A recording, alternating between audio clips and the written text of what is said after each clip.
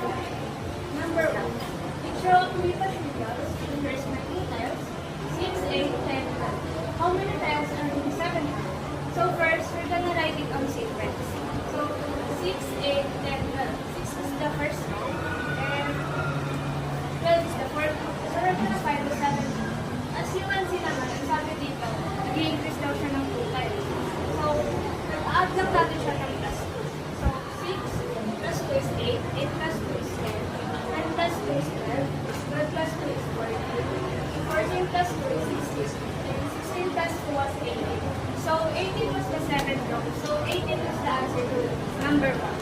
For number 2, a gardener tiles a narrow garden plot using either small tiles that cover one square or large tiles that covers a square.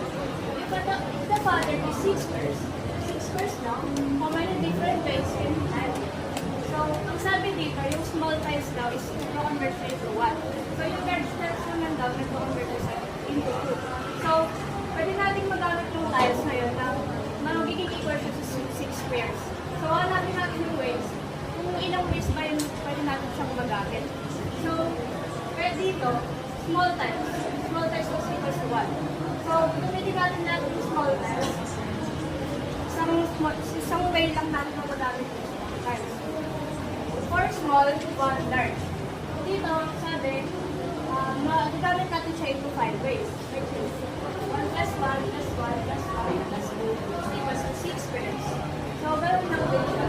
Parang may pumunod mo lang din yung third. Hanggang mag-1. Pwede naman siyang maulit. So, dito naman, 2 small, 2 large. 6 squares. Tapos gamit naman yung 3 large. Isang way lang din natin siya magagamit kasi equals to 6 lang din naman.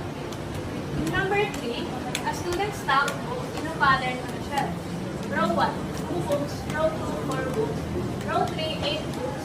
Row 4, 6 books. If the pattern continues, how many books will be there?